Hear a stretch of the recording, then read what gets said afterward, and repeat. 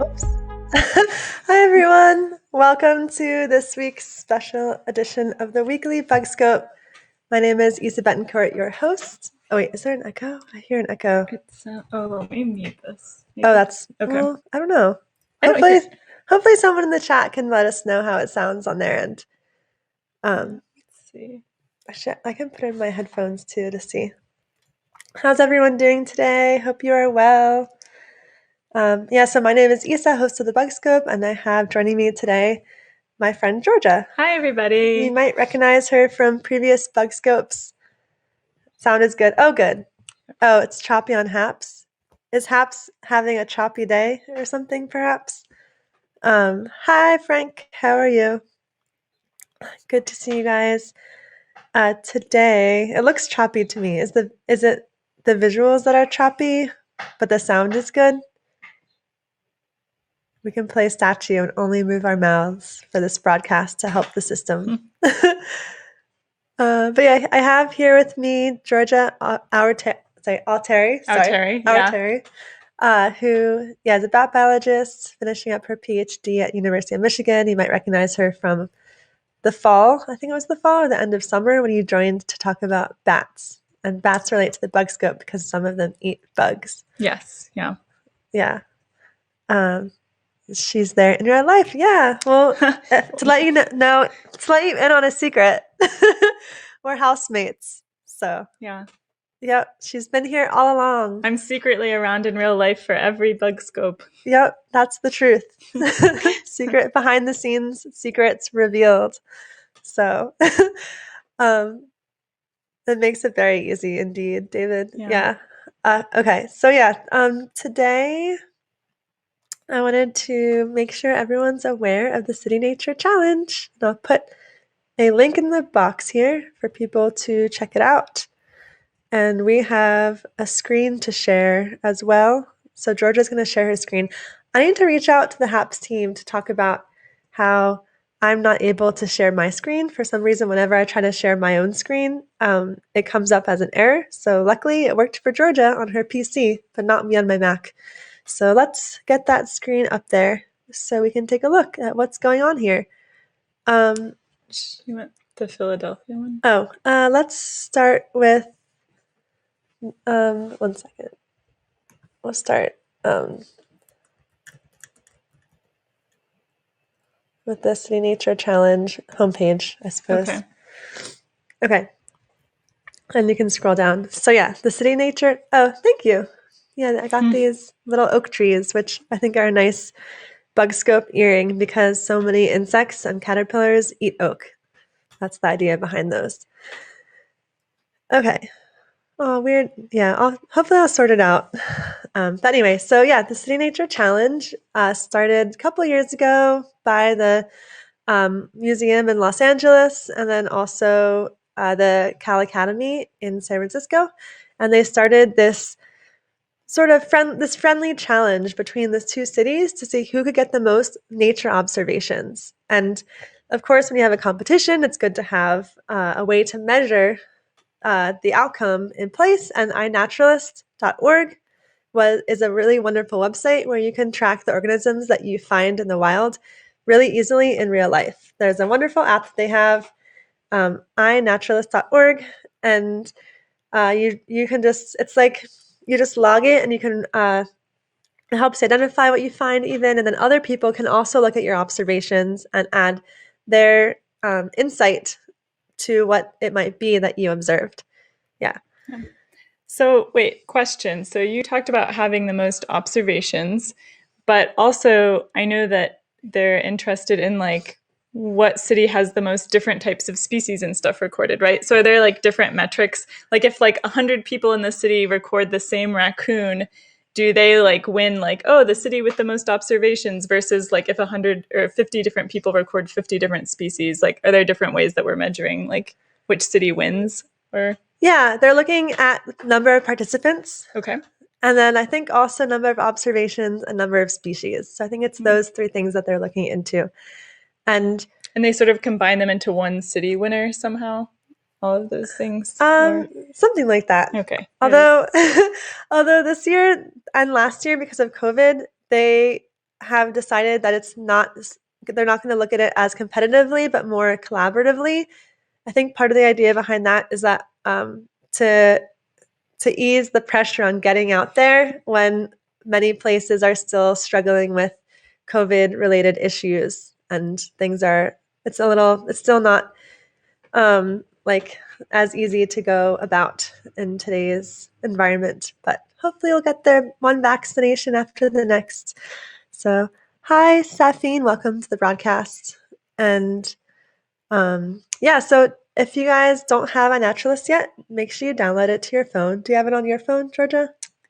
You're putting me on the spot here. No, I don't. I did at one point. I have an account. I'll put it back. I'll put the app back on my phone. Yes. Cool. I stopped using iNaturalist after I put an observation of a snake I saw on there. And I talked to a snake expert who I know in real life to ask what species it was. And he was like, oh, it's this, it's a ribbon snake. And so I was like, oh, cool. So that's what I put it as. But then someone else was like, it's a garter snake. And because I had an expert opinion, I argued with them about it being a garter snake, but I argued about it being a ribbon snake, but it turned out to be the other species. And then I felt bad. And then I stopped using it. So this will be my motivation to start using it again. I encourage you to try it again and leave that confusing moment in time behind. As someone who takes a lot of pictures in general with my phone and my camera, oftentimes I don't know what I'm photographing. Like I'll know to order, maybe or to family or maybe to genus sometimes, but oftentimes I enjoy putting the images on iNaturalist to get second opinions and also for the record. And it's a really wonderful tool that's global. In the US, we do have bugguide.net for insect observations and ID. But it doesn't encompass the whole world, and that's something that's unique about iNaturalist. iNaturalist has somewhat gamified making natural history observations, and so one thing that's very cool too is you can see your own personal tally of how many species you have seen in the whole entire world. I'm actually going to look at if I can see what my number is for that. So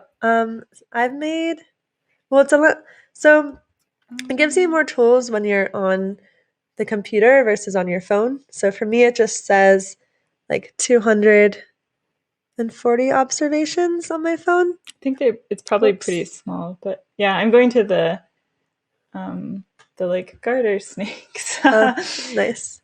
On the thing. So you can see like what other people in your area or all around the world have seen. Linda says she has a bird identification app. What app is that you're using for birds? This morning, I just tried out a new bird identification app that had to do with sound. I'd heard that there were sound ones out there for when you hear a bird call, but I hadn't ever dug up what those apps were. So finally this morning I did the research and I found an interesting app called BirdNet. And it's actually pretty beautiful visually as well because it has like a visualization for the sounds that you hear. And so right now, like as soon as you open it, it starts recording. So right now it's showing a visualization of, I always get confused about which way to hold my phone. It's doing a visualization of me speaking, but it would show up, the birds would show up if I had this outside. So it's an interesting app. Then you can select the part of the recording that you want it to analyze.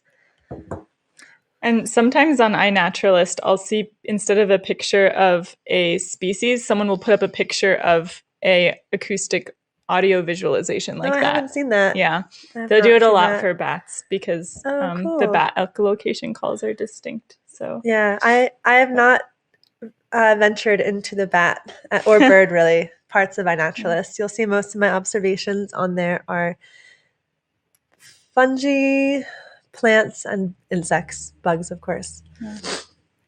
Yeah. Tweet at the app and see if you get something. Tweet. So going to this page, I wanted to encourage you. Yeah, I'm like trying to use your screen as a second screen. Yeah. I was moving my mouse over to jump to Georgia's screen, and I was like, wait, that's not my external monitor. Whole separate computer here. Whether you go over to the Academy Naturalist page? Yeah.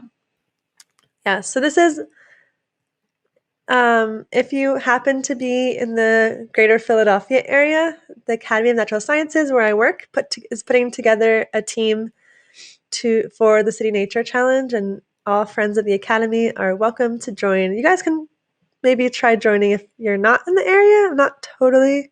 How do we? Yeah, it says location worldwide. Okay. So it can be for anyone participating who wants to join this team and connect and see what other people are posting.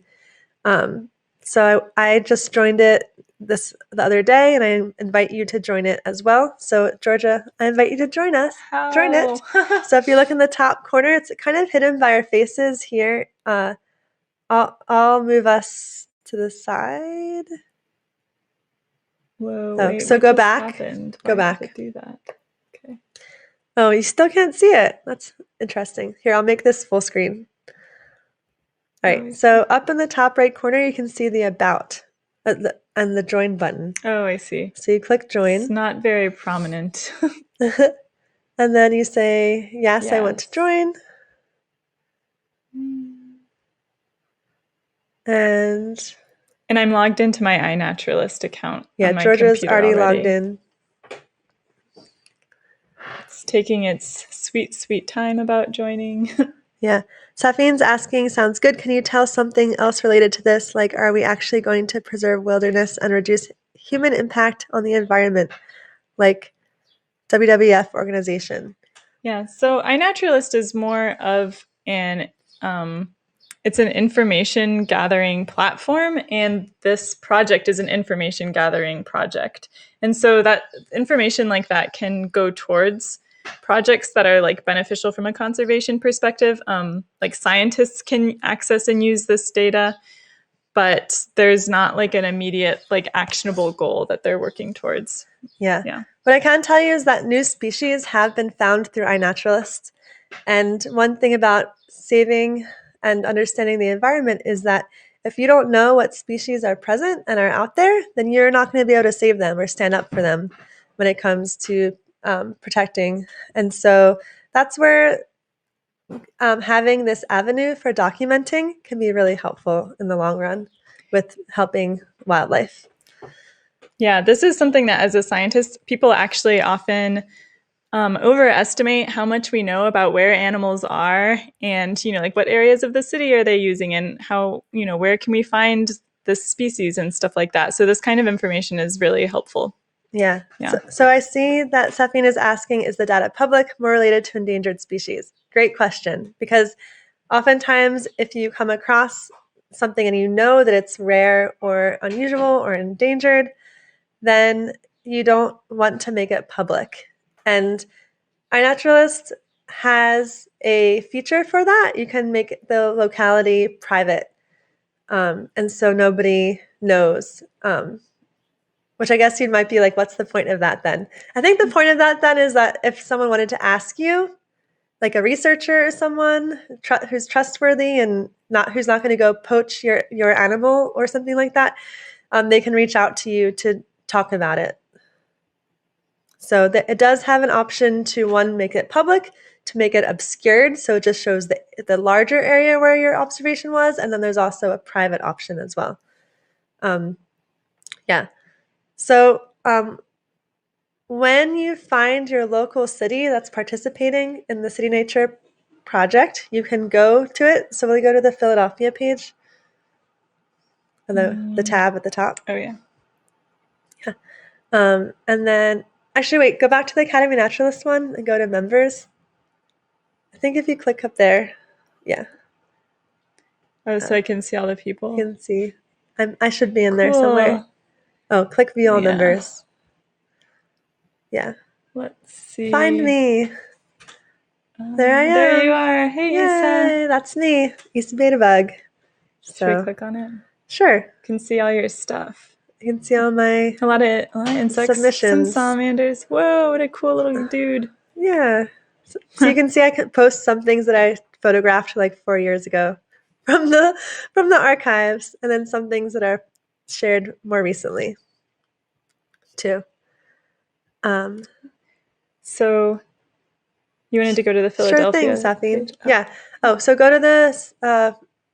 Where's the Philadelphia page? This one? We'll go to this one. So once you have your iNaturalist account, go back to the main iNaturalist page. This tab right here. Oh. Yeah. Once you find your city's page on iNaturalist, well, Wait, we can didn't we talk try about to that find yet. that? Yeah. Yeah. How do I? Here, go back to Academy Naturalist maybe, Okay. and then maybe type in the search like Philadelphia, unless you want to do Detroit, since Yeah, let's do Detroit. okay, Detroit City Nature Challenge. I don't know if this is going to work or not, but we can try. If it doesn't work this way, maybe we can Google it.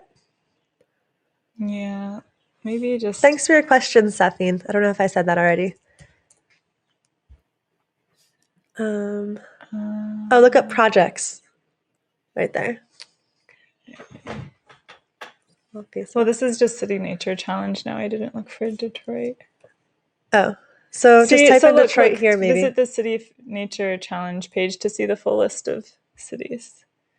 But the internet is very slow today. Oh no, maybe because we're broadcasting right now. Yeah. Yeah, so so the other two important things to participate are one, find your local city specific page on iNaturalist so that your records pool into that. Although I think that they probably still aggregate. Wait, I am loving this. Everyone see this map?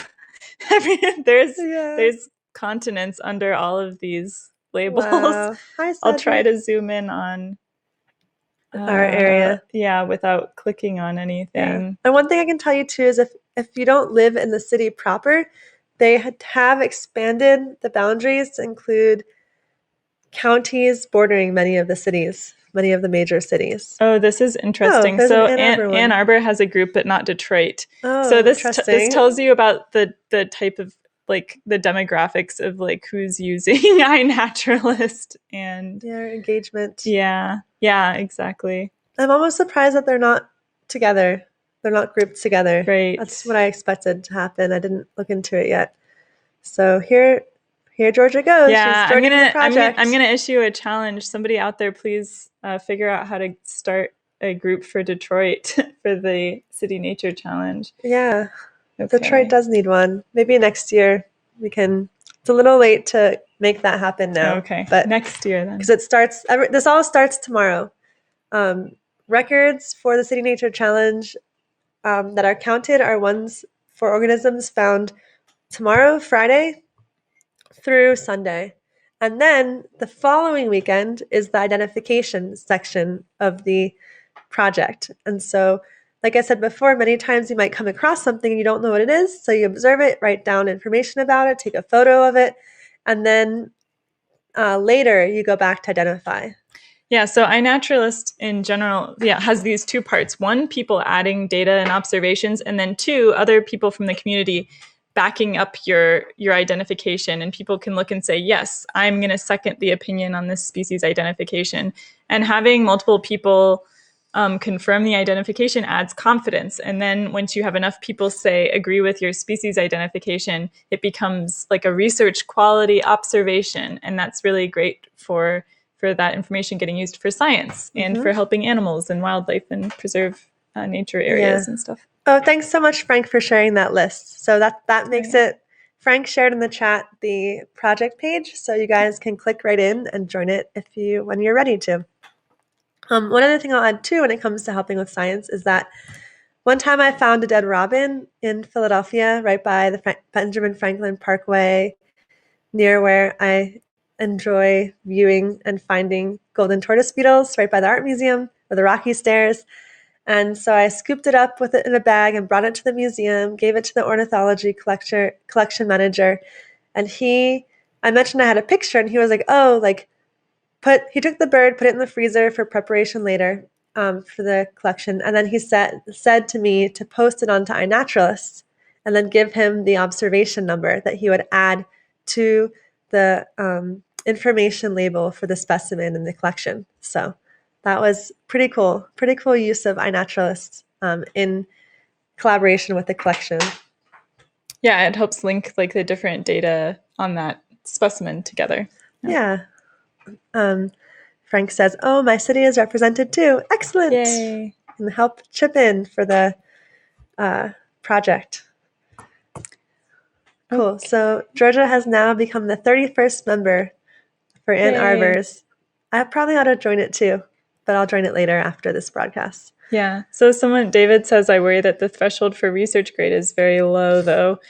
That's true, but if a researcher is really concerned about that, you can do your own data checking. You can download the photos yourself and have undergrads or lab assistants or grad students look at them, and so don't worry. The raw data is still available for the researchers and stuff. Yeah, so and it's up to the researchers, to make sure the integrity of what they need from the information is there. Mm-hmm. Yeah. On that note, I think it'd be interesting for us to go to one of my observations that has a long list of people trying to sort out what it is. Oh, can we find it easily? If you go to my observation page, if you look up my name, you'll find it. Okay. So, or Isa Beta Bug. BG and then press view all. And then it has the, there we go. Yep, view observations. Yeah, and then go to the map, because that's a really fun way to look at these things too. You can see where in the world I've been. Look at everything Isa's submitted. How exciting. And now go over to Borneo. Yeah, and zoom into Indonesia. All right. And then there's a certain beetle that I found there last time that looks a lot like another type of beetle. So up here, redo search and map. Okay. Yep. And if you scroll down there, go down to the long-necked beetle. Keep going. That one. With it right here. This is a beetle? Wow, it looks like a wasp or something. Yeah. Whoa! So this is the beetle, Diatelium wallacei. And if you scroll down... Wait, okay. I don't know if people are seeing this, but this is the head here. I thought it was its butt at first. Thanks. It's definitely helpful to have you interpreting it next to me, because for me, I'm just so used to being like, yep, head, thorax, abdomen, done. I don't see it the way other people see it anymore. I'm going to call it a giraffe beetle. Wow. Yeah, so there is a weevil that's called the Giraffe Weevil beetle, which is what people thought this was. And I actually posted it knowing what it was. Kind of like what you did with the snake. But then I didn't know. But reliable sources. People can get into fights on so if you go up a little bit, hi Blinky, you can see that I even put the ID and who ID'd it in the notes. And it was ID'd by a coleopterist, and one that I had even met because they visited the entomology collection at the Academy of Natural Sciences. And so if you scroll down, you can see someone ID'd it as Insecta. Great, that's a good start. And the reason why I didn't submit an ID to start with was because it didn't exist in the database. The species was not listed as an option yet. Are we disconnected? Oh no. Yay, okay. Yay. We're back. All right. So when you first observed this beetle, there wasn't an option yet for it. Yes. There was not an option for it. So that's why I put it in the comments. And I was like, oh, that's the best I can do. So yes, we're in the same spot, Deanna. We're housemates though. So that makes it easy. We've been in the same bubble all along. Okay, so then someone identified it as a leaf-rolling weevil, but that's not what it is. And then someone else identified it too. And you can just see the whole process of sorting that happened here. And people... So this is people narrowing in tighter and tighter on the identification, right? They're like, oh, we know it's some species of beetle in this group. And then, getting closer.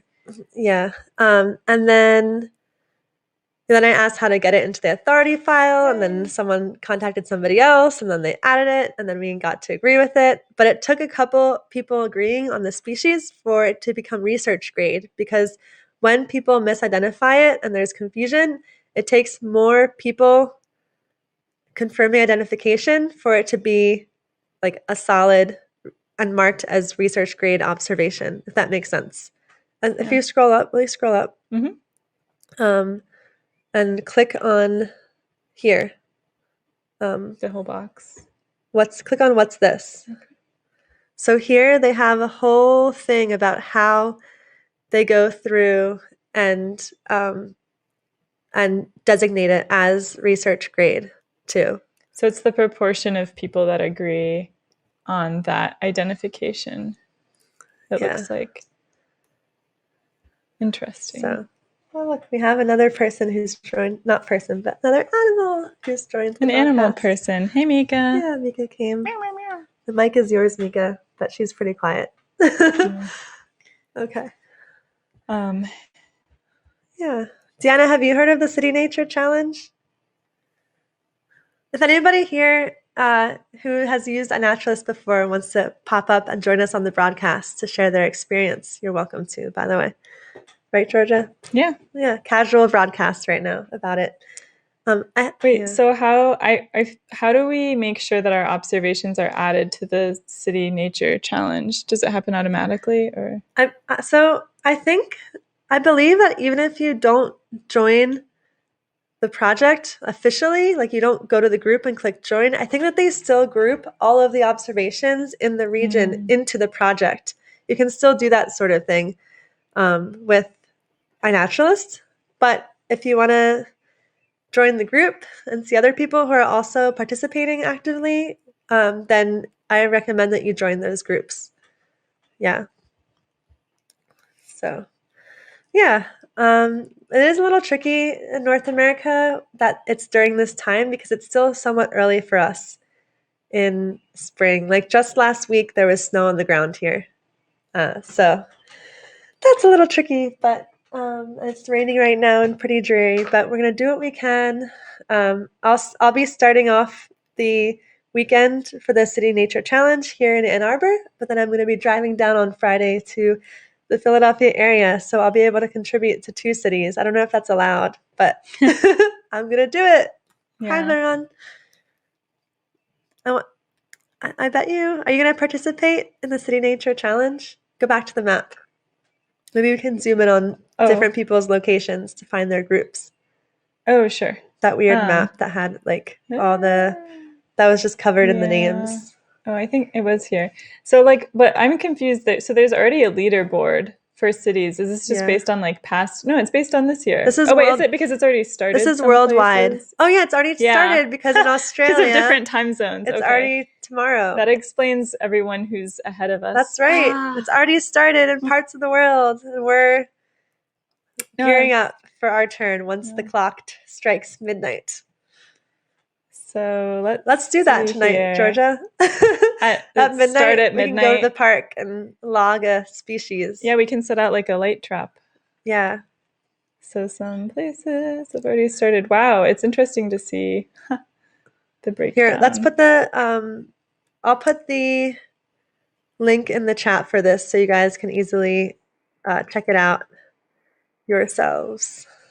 A moment. Yeah, so it does. Kind of looking at the map, it does look like the most cities that are participating are like in North and South America. Yeah, the whole project did start in North America on the West Coast, so that makes sense.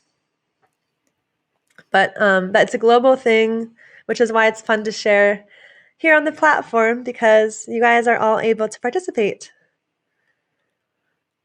Ian says, awesome to see Georgia again. Yay! Hey, hello, Ian.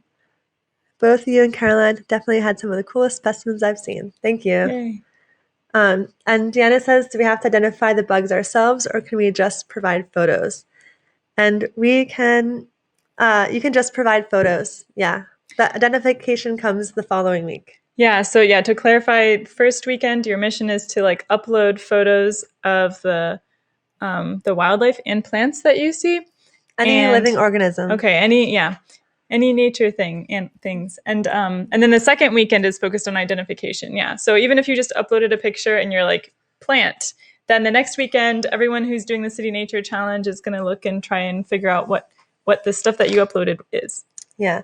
And what's What's super cool also is that iNaturalist identifies your animal for you too, if it's able to. There's some artificial intelligence there that comes into play, and sometimes it gets it, sometimes it doesn't get it. So, but also it'll tell you if it says like, sometimes it'll say, oh, we're not sure, but it looks similar to this, and then you and your human brain can look at the other things it's offering and see if it makes any sense or not, and just publish it without ID or publish it to the nearest taxonomic rank. So whether it's kingdom, phylum, yeah. What's happening with France here? Sorry. Uh-oh. France. Yeah, Paris is not participating. What's up with that? Nowhere in France is participating. I don't know if iNaturalist is just like a no-go there. Maybe, I don't know, some privacy rules or something, or yeah, mysterious. You can add your cat to iNaturalist. I don't think it'll be included in the recordings. I don't think it is. I'm actually not totally sure because from what I recall, right, when you add things on iNaturalist, usually there's a box to check if it's like a domestic, like a house plant or a barn animal or a domestic pet or something like that. Yeah. There's you can choose to say whether it's cultivated or not. And I think if it's like outside, then I don't know. I don't know if it counts. Yeah. I mean, iNaturalist is more focused on like wild nature things. Yeah, but they do have this option for sort of flagging something as not being like just a random out in nature thing that you found. Yeah. What about Germany? Let's zoom into Germany. Investigate. Yeah. I know that the last time I participated, there was I took a picture of the other naturalists that I was looking around with and posted it to iNaturalist because I was like, humans, there are humans here. So I posted it, but it was marked as a casual observation. So it's interesting to see. France really is just like a void. I know. It must be some kind of data privacy thing. Actually, oh no. Okay, there's some like Berlin, yeah. Hamburg. Yeah, there's some Luxembourg. Well, not Prague. Yeah. Hmm. A lot of participation over here. Yeah. And Eastern Croatia, and I don't even know those cities. Trieste? Yeah. No, Rome. Whoa. What? Gotta get Rome on board. But it's very interesting. Anyway, David says, which platform is used varies hugely by nation. Had an interesting presentation on this at a recent butterfly recorders conference. Yeah, there are other online digital observation recording platforms online for sure. And especially for butterflies. Like there's the Butterflies of the World website, which for me, the two that I use if I use any are iNaturalist or bugguide.net. But people definitely post to Butterflies of the World. Yeah. I don't know if there's any aggregation going on where iNaturalist like pulls information from other platforms sometimes. I know with some other like biodiversity tracking things that's happened, but I don't know about with iNaturalist. Oh, okay. One of my goals when I go to Indonesia for my Fulbright is to get Indonesia to participate. There we go. I don't see any teams there. So it looks like Malaysia and Singapore, the neighbors, are participating, and the Philippines are participating, which is great. So cool. Yeah. Yeah. Anything else you want to share about the City Nature Challenge? If you guys are using iNaturalist, make sure you find me, and so I can follow you back on there, see what interesting observations you're finding. And If you also like look around, dig around, you might find groups of people who are going out and about to the natural areas in the cities that are participating. So, and that can be really fun to join up with other people who are on the lookout, meet some cool new people, all that good stuff. So, yeah. Georgia's really enjoying looking at the map. I know. I'm like, where? She's touring the where world. are you going to participate? Oh, you're gonna look for where you want to go to participate next year? Plan a vacation around it. Yeah. Yeah. Maybe I'll stop sharing now. Sure, whichever. Yeah. South America looks way active. I missed that part of our tour. But yeah. So yeah, hope you guys get out there and enjoy observing and playing Pokemon in real life. Remember that Pokemon started from entomology. The founder of Pokemon was an entomologist. And so this kind of brings it back where now we can catch observations of bugs and log them onto iNaturalist with our phones. And try to catch them all. Ian's asking, should I feel bad about my plant grow light attracting tons of insects at night who aggregate on the window, potentially wasting their limited time? I don't know. Is Ian just creating like a bug orgy area? It's possible. I mean, sometimes when you aggregate the insects, it creates opportunity for them to find each other. Also, there's way worse things for bugs in the world, so don't lose too much sleep over it, I suppose.